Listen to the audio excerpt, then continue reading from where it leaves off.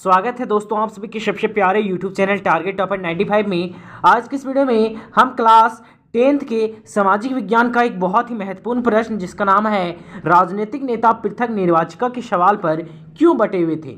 इस क्वेश्चन का आंसर आपको हम सबसे सटीक और बेहतरीन ढंग से बताने वाले हैं, क्योंकि यह क्वेश्चन अभी तक आपकी बोर्ड परीक्षा में पूरे 4 बार पूछा जा चुका है। जैक 2009, 2010 है ना, और 2014 और 2000 जो है वो 19 में, यानी कि कुल मिला के 4 बार पूछा जा चुका है। इसलिए ये सवाल बहुत ही ज़्यादा महत्वपूर्ण है ना। आपको एक बहुत ही इंपॉर्टेंट सूचना भी हम दे देना चाहते हैं। बहुतों का सवाल था कि आखिर इसके पहले जो हम क्वेश्चन बताए थे उसमें यहाँ पे लिखा था कि पृथक निर्वाचिका के सवाल पर क्यों बैठे हुए थे, है ना। तो वो क्वेश्चन थोड़ा सा मिस्टेक था। मिस्टेक कहने का मतलब क्या है कि हम आप सबों का जो क्वेश्चन है वो आपके क्वेश्चन बैंक से लिए थे, है ना। तो क्वेश्चन बैंक में हमने जो देखा था वहाँ पर लिखा हुआ था क्यों बटे हुए थे, ठीक। लेकिन जो दूसरा क्वेश्चन बैंक था उसमें लिखा था क्यों बैठे हुए थे, है ना। लेकिन फिर हम जब मिलाएं कि नहीं आपके बुक में क्या है, तब पता चला कि वहाँ भी लिखा हुआ है क्यों बटे हुए थे, है ना। तो इसलिए वहाँ पे हमें लगा था कि क्यों बैठे हुए थे। फिर हमने देखा नहीं, ये क्वेश्चन जो है वो क्वेश्चन बैंक में गलत प्रिंट हो गया है, रियल में होना चाहिए का क्यों बटे हुए थे, ठीक है। तो आज के लिए हम सही क्वेश्चन लेकर आ चुके हैं। थोड़ा सा वहाँ मिस्टेक था, कोई बात नहीं है ना। आपका क्वेश्चन पूछेगा तो ये पूछेगा, वो नहीं पूछेगा, ठीक। तो और एक चीज़ और कि आपको बहुत ज़्यादा कमेंट नहीं करना है। आप कमेंट करते हैं, एक कमेंट करते हैं हम तक पहुँच जाता है, ठीक है। समय के अभाव के कारण, और वैसे भी हम तुरंत रिप्लाई भी देते हैं लेकिन आप लोग सुनते ही नहीं है। तो खैर टेंशन नहीं लीजिएगा, आप हम समझ सकते हैं आपकी बेचैनी, आपका एग्जाम नज़दीक है, सबको ऐसा होता है। खैर एक बात बिंदास रहिए, आपको एग्जाम से बिल्कुल भी नहीं डरना है ना। जहाँ तक प्रयास हो सके हम आपका पूरा सपोर्ट करेंगे। वैसे तो बहुत देर हो गया है ना, हमारा वीडियो तकरीबन 1 महीना 2 महीना से ही आ रहा था। हमें इस बार के नए बच्चे जो आएंगे क्लास 9 10th के रहेंगे, हमारा शुरू से मेहनत रहेगा, शुरू से उन सबको सपोर्ट रहेगा, खासकर सोशल साइंस में तो उन सबको डरना ही नहीं है। बाकी वैसे हमारा फेवरेट सब्जेक्ट केमिस्ट्री है, वैसे हम 11th 12th को केमिस्ट्री पढ़ाते हैं ना, तो वहाँ भी आप लोगों को सपोर्ट मिलेगा 11th 12th में केमिस्ट्री के लिए।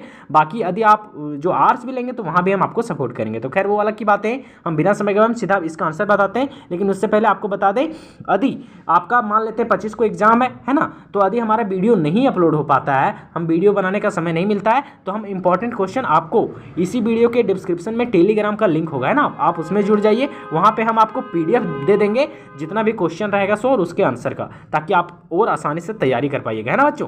तो आप जो है कहीं नए हैं तो हमारे चैनल को जरूर सब्सक्राइब कर लें। बाकी एक दोस्त के साथ कम से कम जरूर शेयर करें। बाकी आप इंस्टाग्राम पर भी हमें जुड़ सकते हैं, वहाँ भी मैसेज करके हमें पूछ सकते हैं ना, फॉलो कर लीजिए, हम भी आपको फॉलो बैक दे देंगे। तो चलिए बिना समय गवाए हम सीधा आपको आंसर बताते हैं कि आखिर राजनीतिक नेता जो थे वो पृथक निर्वाचिका के सवाल पर क्यों बटे हुए थे, है ना।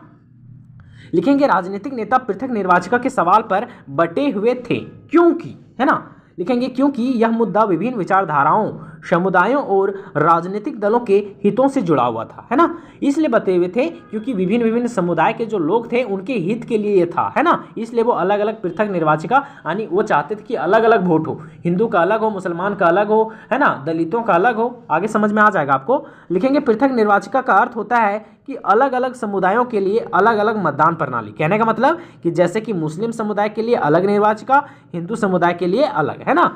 देख सकते हैं यहाँ पे आगे क्या लिखा हुआ है। लिखा हुआ है कि इस पर नेताओं की अलग अलग राय थी। समझ आ गया कुछ कि पृथक निर्वाचिका का क्या अर्थ होता है और वो क्यों बटे हुए थे। क्यों बटे हुए थे एक लाइन में आंसर देंगे कि वे चाहते थे कि हमारा समुदाय अच्छा हो।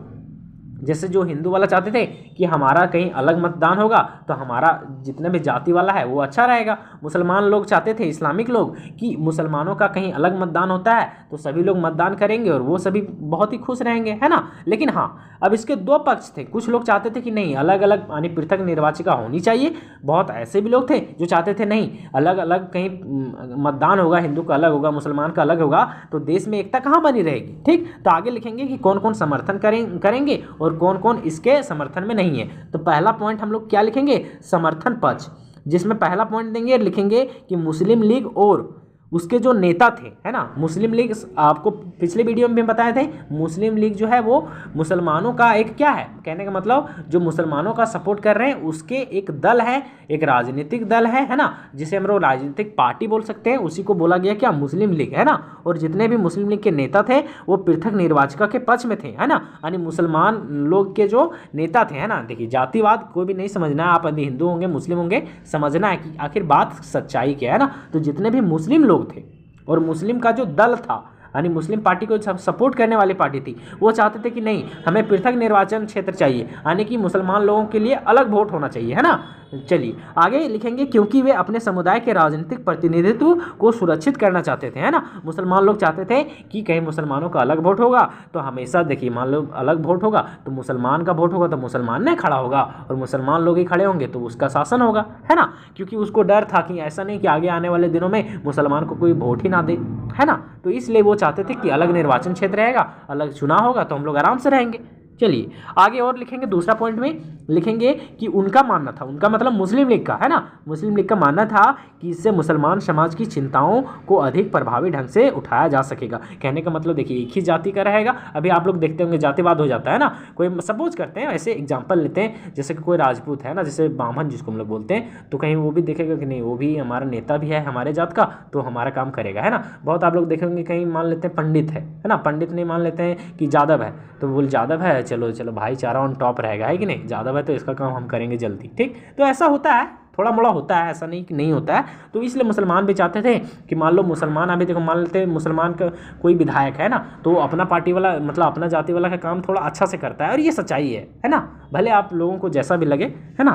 तो ये होता है, तो वही मुसलमान को डर था कि कहीं ऐसा ना हो कि हम लोग समाज के प्रति कोई सोचे ही नहीं, लेकिन भारत है ना, यहाँ पे हर एक समाज को जो है वो अच्छे से सोचा जाता है ना। चलिए आगे ये हो गया, फिर हम लोग लिखेंगे वो हो गया पक्ष वाला, यानी मुस्लिम लीग पक्ष था, उसका मतलब समर्थन कर रहा था कि हमें अलग अलग पृथक निर्वाचन क्षेत्र होना चाहिए। लेकिन इसके विरोध में कौन थे, कौन चाहते थे कि नहीं पृथक निर्वाचन क्षेत्र नहीं होना चाहिए, तो वो थे कौन, भारतीय राष्ट्रीय कांग्रेस पार्टी, है ना, जिसे अभी हम लोग कांग्रेस पार्टी कहते हैं, उस समय उसका नाम था भारतीय राष्ट्रीय कांग्रेस, है ना। और उसके जो अन्य नेता थे, इसमें कौन कौन थे आपके, पंडित जवाहरलाल नेहरू वगैरह, है ना, जितने भी लोग थे, राजेंद्र प्रसाद, सब किसके नेता थे, तो भारतीय राष्ट्रीय कांग्रेस के। तो इसके जितने सारे नेता थे वो नहीं चाहते थे कि अलग अलग निर्वाचन क्षेत्र हो, क्योंकि इनका मानना था कि इससे देश के सांप्रदायिक विभाजन बढ़ेगा।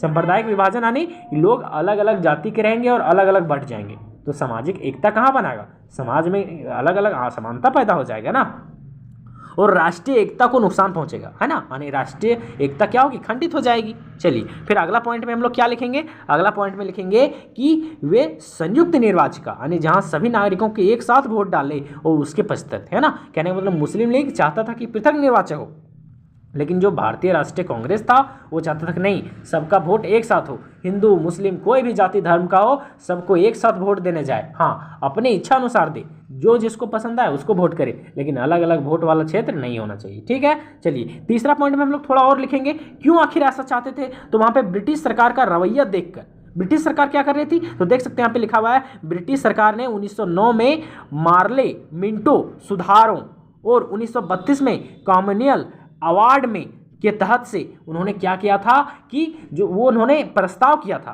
प्रस्ताव कहने का मतलब ब्रिटिश सरकार तैयार हो गई थी कि नहीं हम मतदान करेंगे, लेकिन ब्रिटिश सरकार चाहती थी कि वो अलग अलग मतदान कराए, यानी भारतों को अलग अलग कर दे। कहने का मतलब हिंदू लोगों को वो अलग वोट कराना चाहती थी, कौन, ब्रिटिश सरकार। वो चाहती थी कि मुसलमान लोगों को अलग वोट हो, और अलग अलग वोट होगा तो यही आपस में लड़ेंगे और हम आराम से मजा लेंगे, समझ रहा कुछ। तो ये कब हुआ था, तो 1909 और 1932 में जो ब्रिटिश सरकार का रवैया था वो मुसलमानों को और हिंदुओं को अलग करने का था, है ना। तो यही कारण था कि लोग पृथक निर्वाचिका के सवाल पर बटे हुए थे। बटे हुए कहने का मतलब क्या है कि कुछ लोग चाहते थे कि अलग अलग निर्वाचन क्षेत्र हो और कुछ लोग चाहते थे कि अलग अलग निर्वाचन क्षेत्र नहीं हो, ठीक। यही होता है मीनिंग कि बटे हुए थे। समझ में आ गया कुछ। यदि आपको आंसर बहुत प्यारा लगा होगा तो जरूर एक प्यारा सा लाइक कर दें, है ना, और एक सुंदर सा कमेंट में एक प्यारा सा दिल दे दें, है ना। बाकी आपको आज रात तक कहीं वीडियो हम बना पाते हैं तो आपको हो सके क्या बोलते हैं उसको, जिसको सिविक्स और इकोनॉमिक्स, इन दोनों का सबसे पहले हम सब्जेक्टिव पर फोकस करेंगे,